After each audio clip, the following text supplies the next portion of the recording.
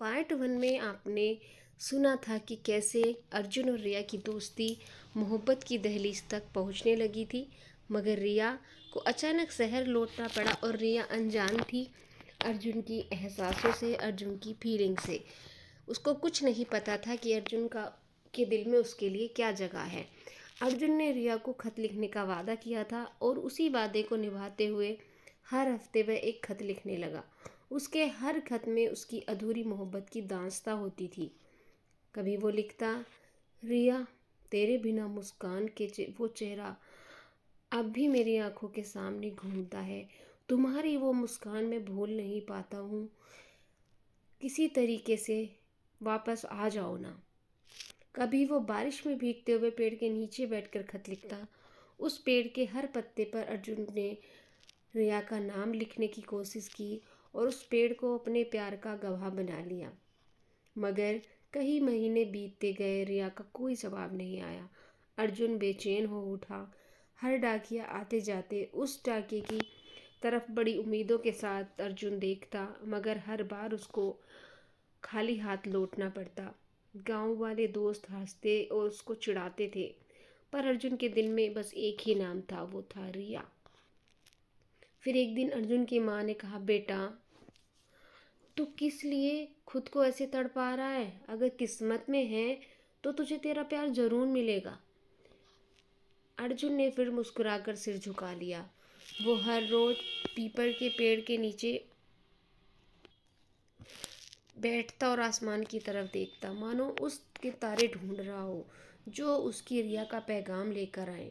क्या अर्जुन का इंतजार कभी खत्म होगा? क्या रिया कभी वापस आएगी?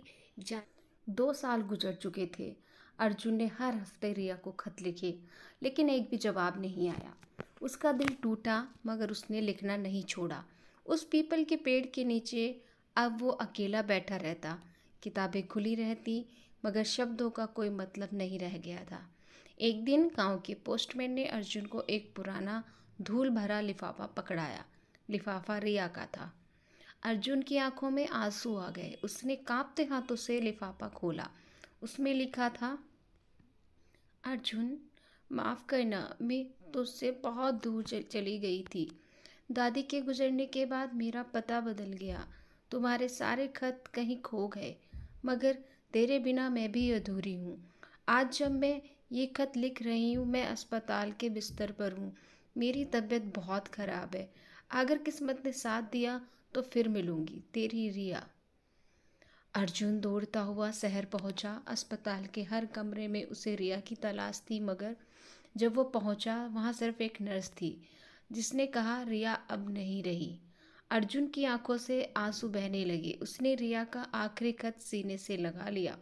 पीपल के पेड़ के नीचे अब अर्जुन रोज एक खत लिखता। ऐसा कहते हैं आज भी उन खतों में रिया की मुस्कान महकती है। कभी कभी मोहब्बत अधूरी रह जाती है, मगर उसकी यादें उम्र भर साथ देती हैं। अगर आपको अर्जुन और रिया की ये कहानी दिल के करीब लग रही हो तो वीडियो को लाइक ज़रूर करिए और नीचे कमेंट में भी लिखिए, सच्चा प्यार कभी मरता नहीं है। अर्जुन का दिल जैसे टूट कर बिखर गया।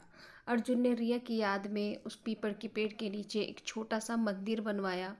हर साल उसकी बरसी पर वहाँ दिया जलाता।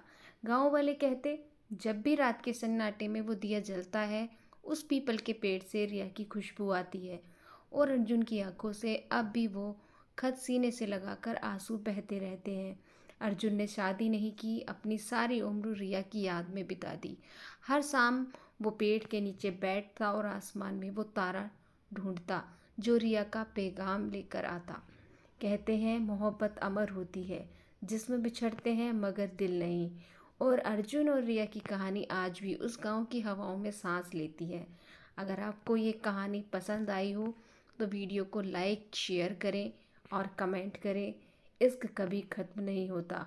और अगर आप भी अपनी अधूरी कहानी हमारे साथ बांटना चाहते हैं तो नीचे कमेंट में लिखिए।